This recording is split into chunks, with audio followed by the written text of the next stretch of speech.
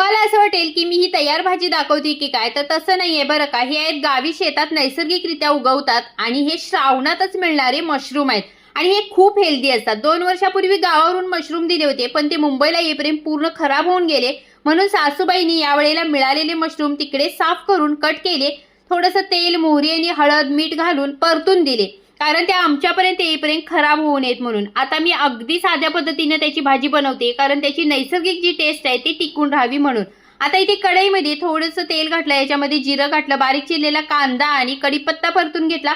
मग याच्यामध्ये टोमॅटो आणि आलं लसूण पेस्ट घातली, ती चांगली परतून झाल्यानंतर याच्यामध्ये फक्त आणि फक्त मी हळद आणि लाल तिखट घातलं आणि जे हे मशरूम आहेत ते घातले। याच्यामध्ये सासूबाईंनी थोडं कमी मीठ घातलं होतं, म्हणून मी थोडंसं मीठ घातलं आणि याला मी मिक्स करून झाकण ठेवून 3 ते 4 मिनिटं फक्त ही भाजी वाफवून घेतली आणि मस्त इथे आपली ही मशरूमची भाजी तयार आहे।